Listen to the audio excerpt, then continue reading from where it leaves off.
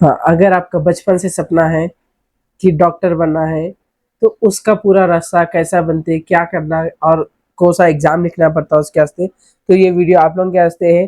10th के बाद से आप लोगों की प्रिपरेशन शुरू करना कंपल्सरी है। 10th पास हो गया आप लोगों का, उसके बाद से जो आप लोगों का नीट की प्रिपरेशन एक एग्ज़ाम रहता है, वो क्या है पूरा समझाता हूँ मैं आप लोगों को। तो देखो मैं सबसे पहले आप लोगों को बिस्मिल्लाहिर्रहमानिर्रहीम, तो आज की वीडियो शुरू करेंगे। मेरा नाम अल्ताफ़ हुसैन है। तो अपन नीट क्या है उसकी जर्नी में आप लोगों को हुआ तो मेरे चैनल से सपोर्ट करने की कोशिश करूंगा इंशाल्लाह। चलिए बिस्मिल्लाहिर्रहमानिर्रहीम। तो सबसे पहले आप लोगों का, अगर आप ठान लिए कि आपको डॉक्टर बनना है विदाउट योर पेरेंट्स प्रेशर, आपके पेरेंट्स प्रेशर के बगैर या फिर आपके पीयर प्रेशर, मतलब आप लोगों के दोस्त बन रहा बाईपीसी लिया होने, मैं भी ले लेता हूँ कि वैसा करे तो आप लोग नहीं कर सकते। पहले बोल रहा हूँ मैं, अगर इंटरेस्ट भी नहीं है आप लोगों का, कुछ भी दिल से, मतलब आप खाली बाईपीसी लिए कुछ दूसरी वजह से, तो अगर आप वो भी कर रहे तो नहीं हो सकता। पहले बोल रहा मैं आप लोगों को, अगर आप कर लिए नीट क्लियर आउट भी कर लिए तो आपको एमबीबीएस में मजा नहीं आता। तो अगर आपको इंटरेस्ट है ह्यूमन की बॉडी पढ़ने के वास्ते, ह्यूमन के ऊपर रिसर्च करने के वास्ते या फिर किसी का इलाज करने के वास्ते आप लोगों को इंटरेस्ट है, तो आप लोग ये फील्ड चूज कर सकते हैं नीट के वास्ते। आप लोगों का अगर क्लास 10th हो गया, आप लोगों को सबसे पहले तो क्लास 10th के बाद आपको लेना पड़ता है पीसीबी, या फिर अपने तेलंगाना में इसको बाईपीसी बोलते हैं। तो ये लेना कंपलसरी है।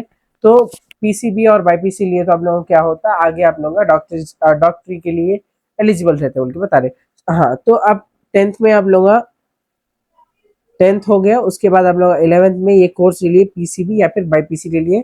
अब उसके बाद क्या करना, सबसे पहले तो एक एग्जाम के बारे में आप लोगों को मालूम रहना, नीट। नीट क्या है उसके बारे में मालूम रहना। सबसे पहले देखो आप लोगों को 10th क्लास के बाद आप लोग जब 11th में पीसीबी लेते, मतलब बाईपीसी लेते, तो बाईपीसी करते से टाइम पे आप लोगों को क्या रहता बोल तो, आपको 12th क्लास में एग्जाम जब आप लोग लिखते 12th क्लास का फाइनल बोर्ड एग्जाम, उसके बाद आप लोगों को एक नीट बोल के एग्जाम रहता, वो लिखने का रहता। अगर आप लोगों को एक मेडिकल कॉलेज में या फिर एक कॉलेज में जिसमें एमबीबीएस पढ़ाते, वहां पे एडमिशन होना है बोलते। तो देखो अपन सबसे पहले देखो नीट क्या है, इसका फुल फॉर्म है ना। आप में कितने की बच्चों को देखा जो नीट कैसे पढ़ते लेकिन उसका फुल फॉर्म ही नहीं मालूम रहता उन लोगों को। तो सबसे पहले देखो आप लोग, नीट मतलब national eligibility cum entrance test, cum यहाँ पे एडिशनल है। तो E E T, national eligibility cum entrance test, इसका फुल फॉर्म में कोई सा भी एग्जाम लिख रहे हैं आप लोग। आईपी, आप इंटरमीडिएट का एग्जाम लिख रहे हैं, समझो तेलंगाना या फिर आंध्र प्रदेश बोर्ड का है तो क्या हो सकता है, आप लोग इंटरमीडिएट पब्लिक एग्जामिनेशन बोलते हैं अपन फर्स्ट ईयर सेकेंड ईयर के एग्जाम्स को। वैसे ही आप लोगों का सीबीएसई हो गया, आप लोगों का एसएससी हो गया, वैसा फुल फॉर्म आप लोगों का रहता। नीट का भी सेम है, national eligibility cum entrance test बोल के। सबसे पहले ये एग्जाम लिखते कब, क्या क्या से लिखना जरूरी है। You need to write this exam if you want to become a doctor. अगर आप लोगों को डॉक्टर बनने का है, आपको बनना है डॉक्टर, तो आप ये एग्जाम लिखना कंपलसरी है, इसके बगैर आप लोग डॉक्टर नहीं बन सकते। तो सबसे पहली चीज, नीट के बारे में आप लोगों को फुल फॉर्म देखे अपन, उसके बाद ये कई को लिखना बोलता है। डॉक्टर अगर बनना है तो नीट जरूरी है। अब डॉक्टर के अलावा थोड़े कोर्सेस है जिसमें भी आप लोगों को नीट लगता है, वो आगे समझा देता हूँ मैं। तो क्या है, पहला नीट एक एग्जाम है जो डॉक्टरी के वास्ते, अगर आपको सुनो, ये 12th क्लास आप पढ़े, बीच में नीट है, और यहाँ पे आपका मेडिकल कॉलेज, मतलब ऐसा कॉलेज जहाँ पे आप लोग एमबीबीएस पढ़ते हैं उसको मेडिकल कॉलेज बोलते हैं अपन। तो इसको आप लोग पार के लिए 12th क्लास पास हो गए, उसके बाद आपको नीट देना, उसके बाद ही आप लोगों को अगर पास हो गए अच्छे मार्क्स से तो आपको मेडिकल कॉलेज में सीट मिलती। ये पूरा सिनारियो है। नेक्स्ट आ जाओ आप लोग, नीट का मतलब क्या है, नीट एग्जाम एलिजिबिलिटी। उसके वास्ते आप लोगों को नीट एग्जाम जो है, आगे समझो आप लोगों को एग्जाम लिखने का है नीट का, उसके वास्ते क्या क्या शरायत पूरे कंप्लीट करना पड़ता। First check, second check, tick box के जैसा याद, टेक बॉक्स के जैसा याद रख लो, बॉक्स के जैसा। सबसे पहले क्लास 12 करना है आप लोगों को बाईपीसी स्ट्रीम से, या फिर बायोटेक्नोलॉजी, या फिर एम बाईपीसी, पीसीएम भी बोलते हैं आप लोग। मैथ्स अगर एडिशनल चल जाता, लेकिन आपके उसमें बायोटेक्नोलॉजी या फिर बायोलॉजी, ये सब्जेक्ट कंपलसरी रहना जरूरी है आप लोगों को, बस इतना याद रख लो। फिर उसके बाद बाईपीसी, बायोटेक्नोलॉजी या फिर एमबीआईपीसी ये करिए आप लोग 12th क्लास से। सी उठ के आप लोग बोलेंगे मेरे को डॉक्टरी करना है, नहीं होता। एचईसी उठ के आप लोग बोलेंगे डॉक्टर, नहीं कर सकते आप लोग। आने एलिजिबल हो जाते हैं आप लोग, याद रखो। मिनिमम मार्क्स क्या है, मैं सबसे पहले minimum marks for general category. अब यहाँ पे आप लोगों को खेल शुरू हो जाता है कैटेगरीज का। अपने इंडिया में क्या है, थोड़े अलग अलग रिजर्वेशन है, जो गरीब है या फिर थोड़े क्या बोल सकते हैं दलित टाइप है, जो क्या बोल सकते हैं इकोनॉमिकली वीकर सेक्शन से आते हैं, SC ST जो कास्ट रहते हैं, उन लोगों को थोड़ा बेनिफिट है, समझो आप लोग। तो याद रखो, आप 12th क्लास में बाईपीसी पढ़े, लेकिन बाईपीसी में कितने मार्क्स है आपको, उसके बेसिस पे आप अगर जनरल कैटेगरी है, कुछ भी कैटेगरी में आते हैं, खाली आप जनरल कैटेगरी में है बोलते 50% मार्क्स आपके 12th में होने का है। अगर समझो इंटर आप लोग का टोटल 1000 मार्क्स का है, उसमें से 500 मार्क्स फर्स्ट ईयर और सेकेंड ईयर के मिला के आप लोगों को रहना जनरल कैटेगरी में, ये याद रखो। नेक्स्ट आ जाओ, SC मतलब शेड्यूल कास्ट, ST मतलब शेड्यूल ट्राइब, OBC मतलब अदर बैकवर्ड क्लासेस बोलते हैं इसको, BCE BCA BCC BCD बोल के आप लोग यहाँ पे आते हैं। उन लोगों के वास्ते 40% क्या रहना आप लोगों को सेकेंड ईयर में मार्क्स रहना टोटल। अगर 1000 मार्क्स का total first year second year है, तो दोनों के मिला के 400 मार्क्स तो भी आना, खत्म। अगर पर्सन विद डिसेबिलिटी है, अगर किसी का डिसेबिलिटी है बॉडी के अंदर, हाथ पैर या फिर कुछ फ्रैक्चर है, उन लोगों के पास सर्टिफिकेट है गवर्नमेंट का, तो उन लोगों को 45% मार्क्स रहना सेकेंड ईयर में बोल के बता रहे, मतलब क्लास 12th में। अब इसके वास्ते ये याद रख लो आप लोगों का, एज कम से कम 17 साल रहना, एज कम से कम 17 साल रहना। फॉर एग्जाम्पल आप 2027 में नीट का एग्जाम लिख रहे हैं, और नीट का एग्जाम मई 5 को है, मई 5 को है, तो आपकी एज 17 साल हो जाना 2027 दिसंबर तक है। आया समझ में? आपका एग्जाम 2027 मई 5 को है, और आपकी एज 17 साल हो जाना दिसंबर 2027 तक है, वो इस साल के एंडिंग तक है। दिसंबर तक आप लोगों क्या होना, 17 साल हो गए तो जब आप एलिजिबल रहते। अगर 16 साल है, 16 साल 1 महीना है बोल तो नहीं होता, 17 साल मिनिमम रहना एज। अब अपर एज लिमिट तो अभी तक तो देखो आप लोगों, अभी तक तो नो अपर एज लिमिट, आप लोगों को 50 साल के भी हो गए तो भी रीड देते, 60 साल के भी हो गए तो भी दे सकते, अभी तक एज लिमिट नहीं आई। लेकिन ये जो नीट का एक स्कैम हुआ आप लोगों का, इसका मतलब ये पेपर लीक हुआ, उसमें क्या हो गया, 2 या 3 साल के बाद आप लोगों को चांसेस है कि आने के, कहीं को बोलते कितने की ड्रॉपर्स बैठे हुए हैं, उन लोग क्या करते हैं, ड्रॉप लेते रहते पढ़ते रहते, तो उन लोगों की एज थोड़ी बढ़ जाती है, इसलिए अभी तक तो नहीं रखे ड्रॉप। अगर ड्रॉप मतलब क्या बोल सकते एज का लिमिट नहीं रखे, अपर एज लिमिट, अगर लिमिट आई तो 3-4 साल के बाद आती है, या फिर 2-3 साल के बाद आती है, बता रहे। अब एग्जाम कितने बार लिख सकते हैं आप लोग, वो देखेंगे। नो अटेम्प्ट लिमिट, कुछ भी अभी तक तो लिमिट नहीं आई, मतलब आप लोग 1 बार लिखो, 2 बार लिखो, 3 बार लिखो, 4 बार, 5 बार, 6 बार, 10 बार, 50 बार लिखो नीट, अभी तक वैसी कुछ भी नहीं आई कि आप इतने बार इस एग्जाम लिख सकते। यूपीएससी में अप्रोक्स 6 लिमिट रहती शायद, मेरे ख्याल से 6 यूपीएससी का एग्जाम आप लोग लिखे 6 बार इस लिख सकते, लेकिन आपका नीट का कितने बार भी लिखो आपकी जिंदगी में चल जाता है। लेकिन अभी जो है आप लोगों का अटेम्प्ट लिमिट अभी नहीं आई, अभी तक तो नो लिमिट है, आने के चांसेस दिख रहे हैं, कहीं को बोलते हैं री नीट की वजह से। अटेम्प्ट लिमिट मतलब रख देते होंगे 6-7 तक रखते होंगे मेरे ख्याल से, तो अभी नहीं आता वो भी क्या बोल सकते हैं 2 साल के बाद ही आता, अभी पक्का तो नहीं है, वो अभी चर्चा चल रही है, आप लोगों को पूरा फाइनल मालूम हो जाता क्या है। सबसे इंपॉर्टेंट चीज ये, अपने तेलंगाना के जो स्टेट बोर्ड 12th क्लास और 11th क्लास का जो रहता है, inter first year second year, total हर साल अप्रोक्सीमेट 10 लाख बच्चे, मतलब 9 से 10 लाख बच्चे लिखते पूरा एक साल में।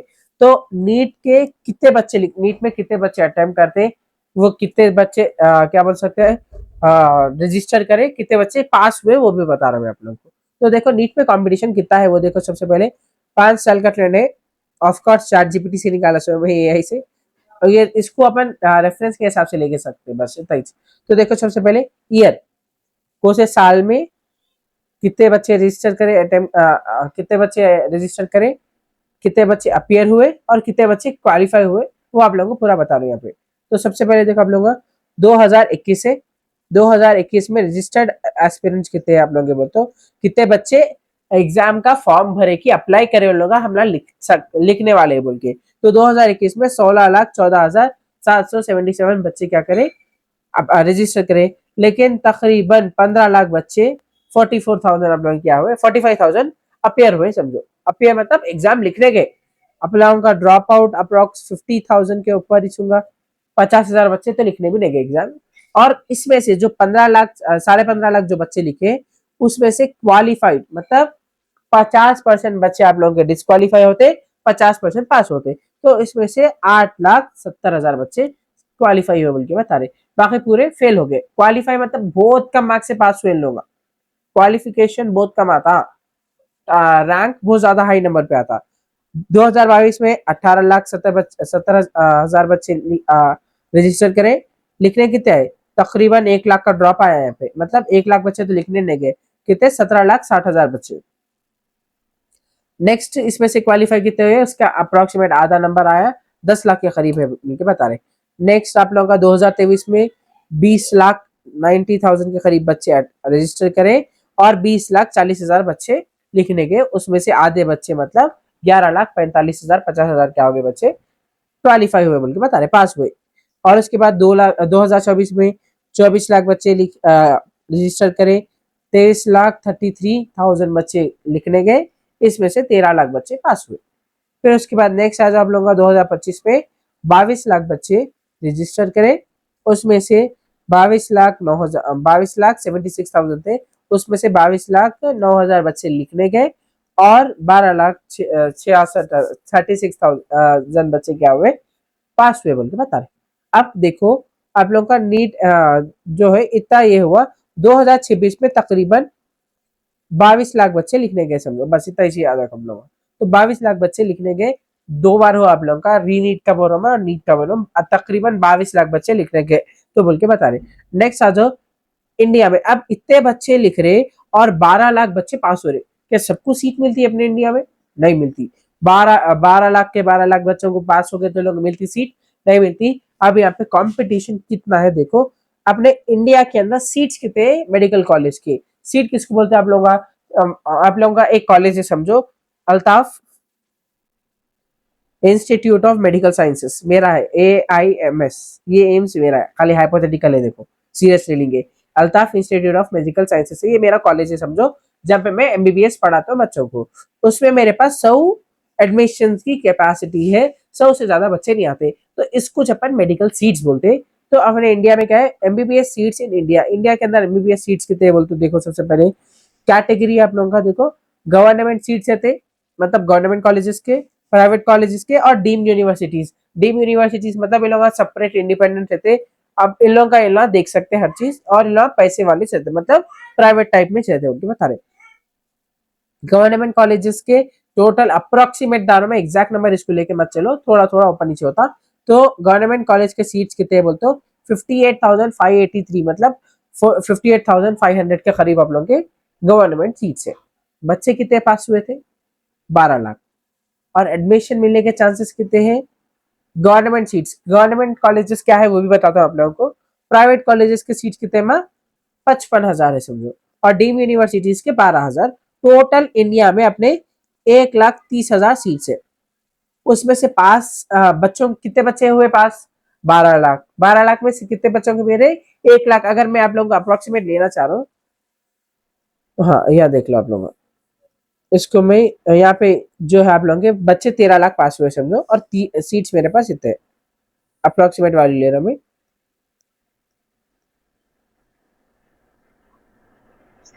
ये 13 लाख बच्चे डिवाइडेड बाई कितने, 1,30,000 सीट्स है समझो, कैसा होता आप लोगों का, एक दो एक दो एक दो एक दो एक दो, ये कट हुआ, मतलब 130 बच्चों में 13 सीट आ रहे बोल के बता रहे आप लोग, ये अच्छा था नंबर, 100,000 लाख। हाँ, तो ये आप लोगों का सिनारियो है, अगर 130 बच्चे हैं तो उसमें से 13 बच्चों को सीट मिलते। तो अगर मैं इसको सिंपली करना चाह रहा हूँ तो 1 जा 10 जा, 10 बच्चे में एक सीट, 10 बच्चे में एक सीट, नहीं कुछ कैलकुलेशन गलत था रहा मेरा, एक सेकेंड रुको, 13 लाख बच्चे डिवाइडेड बाई 13 लाख है, 100,000 लाख के लाख, मैक्स वीक है मेरा, हाँ 13,000, हाँ 1 लाख, हाँ तो वही बोल रहा हूँ आप लोगों को। तो अगर 13 लाख बच्चे एग्जाम लिख रहे हैं तो सीट्स कितने हैं टोटल प्राइवेट और गवर्नमेंट मिला के, 1,30,000 सीट्स है।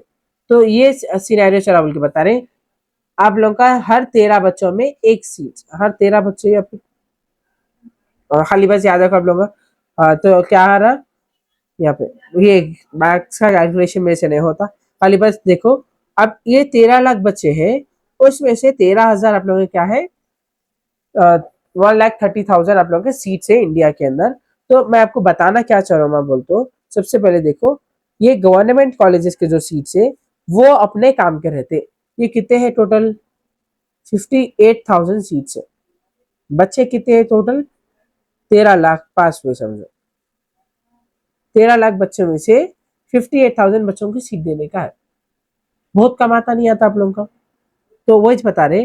तो यहाँ पे आप लोगों का जो गवर्नमेंट सीट है इसकी फीस गवर्नमेंट कॉलेज की तकरीबन 5,000 से लेके 1 लाख के अंदर, 1 लाख भी नहीं जाता, 50,000 के अंदर आपका 1 साल की पूरी फीस रहती, 1 साल की। अब ये बड़ा नंबर दिख रहा तो बता रहा हूँ आपको, पूरे साल की फीस 5,000, एम्स में 5,000 है आप लोगों का पूरा कंप्लीट एमबीबीएस का। यहाँ पे 1 साल की फीस तकरीबन 1 लाख की होंगी गवर्नमेंट कॉलेजेस में।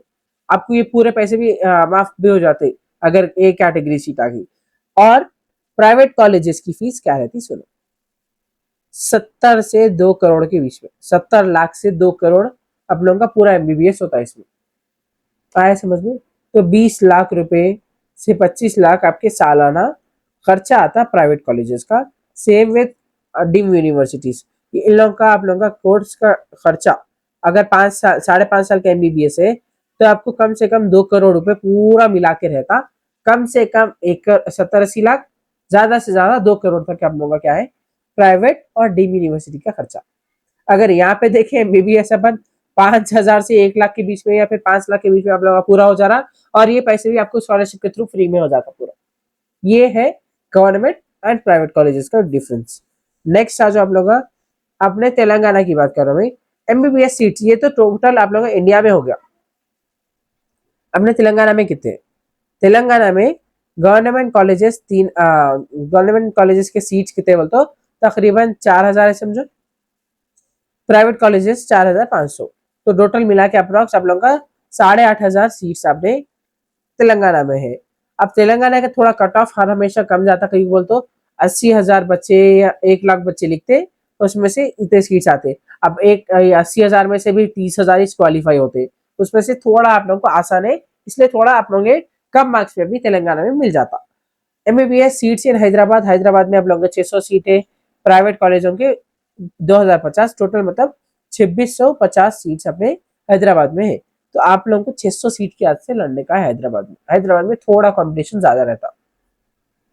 हाँ, अब देखो मैं जो नीट एग्जाम लिख रहे हैं अपन को, मैं बोला अगर आप लोगों को डॉक्टरी करने का है, आपको एक मेडिकल कॉलेज में जाने का है, तो जब नीट की जरूरत लगती बोला मैं आपको, लेकिन उसके अलावा कोई कोर्स, उसके अलावा जो कोर्सेस नीट लिखना कंपलसरी है, अगर आप लोगों को एक कॉलेज में जाना है तो नीट लिख के जाना पड़ता। तो कौन से कॉलेज में, सबसे पहले एमबीबीएस, एमबीबीएस का फुल फॉर्म क्या रहता है, bachelor of medicine and bachelor of surgery. इसका असल रहता बैकलॉरियस, ने क्या की है बीएमबीएस बोल के समथिंग है, बैकलॉरियस मेडिसिन है, बैकलॉरियस शिरोर्गी बोल के क्या की है, तो उसका असल रहता MBBS, bachelor of medicine and bachelor of surgery. इसके वास्ते लिखना जरूरी है। बीडीएस मतलब दांतों की सर्जरी जो करते, दांतों की जो डॉक्टर रहते हैं उन लोगों को बोल रहे अपन बैचलर ऑफ डेंटल सर्जरी, इसके वास्ते भी नीट लिखना। Bachelor of Ayurvedic medicine and surgery, Ayurveda जो भी है उन लोग के वास्ते भी बीएमएस के वास्ते नीट लिखना जरूरी है। बीएचएमएस होम्योपैथिक सर्जरी जो रहता मेडिसिन उन लोगों के वास्ते भी रहता। बीओएमएस यूनानी वालों के वास्ते भी लिखना जरूरी है। बीएसएमएस बैचलर ऑफ सिद्धा मेडिसिन सर्जरी के वास्ते भी आप लोगों को नीट लिखना जरूरी है। BVSc and allied health sciences, आप लोगों का वेटरनरी मतलब एनिमल्स के डॉक्टर को, वो लोग के वास्ते भी नीट लिखना जरूरी है, लेकिन तेलंगाना में एफसेट के थ्रू भी हो जाता है, EAPCET। अब अगर आप लोगों को एफसेट क्या है उसके बारे में भी अगर ऐसी वीडियो होने का है तो कमेंट करो, मैं इंशाल्लाह बनाने की कोशिश करता हूँ। नेक्स्ट 8 है आप लोगों का बीएससी नर्सिंग। बीएससी नर्सिंग क्या है, आप लोगों का जो नर्स रहते वो नर्सिंग के वास्ते भी थोड़े स्टेट्स पे नीट को कंसीडर करते, और अपने तेलंगाना में थोड़े कॉलेजेस में नीट के बेसिस पे हो जाता, इंटर मार्क्स के बेसिस पे होता, थोड़ा आप लोग क्या बोल सकते एफसेट के बेसिस पे भी हो जाता नर्सिंग बोल के बता रहे हैं आप लोग। ये पूरा है सिनेरियो, नीट एग्जाम ज्यादा लगता, ये याद रखो। इसके साथ साथ थोड़ा बीपीटी, बैचलर ऑफ थेरेपी बोल के आप लोगों का क्या की है, बीपीटी थेरेपिस्ट रहता, उन लोगों के वास्ते भी लिखने का जरूरी है। नेक्स्ट क्या है आप लोगों का, हाँ नीट एग्जाम का पैटर्न कैसा है, पेपर कैसा है बोलते हो। सबसे पहले नीट एग्जाम का पैटर्न बोलते हो आप लोगों का। नीट एग्जाम 4 सब्जेक्ट्स पे रहता। Physics, chemistry, biology. बायोलॉजी मतलब बॉटनी और जोलॉजी, ये टोटल 4 सब्जेक्ट्स आप लोगों के नीट में। और सिलेबस देखो आप लोगों का। सिलेबस बोलते हो class 11th and class 12। First year physics, second year physics, first year chemistry, second year chemistry, first year botany, second year botany, first year zoology, second year zoology. ये पूरे आप लोगों के फर्स्ट ईयर सेकेंड ईयर दोनों का मिला के पूरा सिलेबस आप लोगों का आता। तो इसलिए बोलते 10th के बाद जब भी आप लोग इंटर में आते जब से पढ़ना शुरू करना रहता आप लोगों को। नेक्स्ट आ जाओ आप लोगों का लैंग्वेज। लैंग्वेज कितने का लैंग्वेजेस में पेपर होता बोलते हो। उर्दू में भी होता नीट, तेलुगु में भी होता आप लोगों का, हिंदी में भी होता, इंग्लिश में तो ज्यादा होता उनके बता रहे आप लोगों को। तो 13 लैंग्वेजेस में आप लोगों का नीट एग्जाम होता। और इसका मोड, अब मोड मतलब क्या है, एग्जाम आप लोगों का कैसा पेन पेपर मोड रहता, वैसे आप लोगों का नीट अब तक होता था पेन पेन और पेपर पे, ओएमआर शीट पे होता था। लेकिन अभी आप लोगों का ये जो साल है 2027 का, सॉरी सॉरी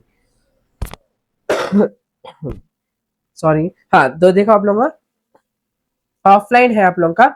लेकिन ये साल 2027 का नीट है, उसके अंदर क्या हो गया आप लोगों का, but to be conducted in online mode from next year, not yet confirm. अभी कंफर्म नहीं हुआ, लेकिन आप लोगों का चांसेस है कि आपका जो नीट 2027 है वो आपका ऑनलाइन हो सकता। मैक्सिमम चांसेस दिख रहे आए समझ में, नीट पेपर लीक की वजह से, ये याद रखो आप। उसके बाद देखो आप लोगों का नेक्स्ट आपको एक क्वेश्चन है कि क्या पढ़ना, कैसा पढ़ना, कौन से सब्जेक्ट्स कौन सी बुक से पढ़ना। अगर आपको बुक्स के ऊपर डाउट है तो आप लोग कमेंट करिए, मैं इंशाल्लाह हुआ तो जितने भी इंपॉर्टेंट बुक्स है नीट के वास्ते पूरे उसके ऊपर आप लोगों को वीडियो डाल देता हूँ। That's it guys. अगर आप लोग कुछ भी डाउट है तो कमेंट्स में पूछिए। अगर आप लोगों को वीडियो अच्छी लगी तो लाइक कर दो और चैनल को सब्सक्राइब कर दो, यहाँ से सपोर्ट जारी रहेगा, इंटर वाले भी आप लोगों का और नीट वाले भी। That's it guys, Allah Hafiz.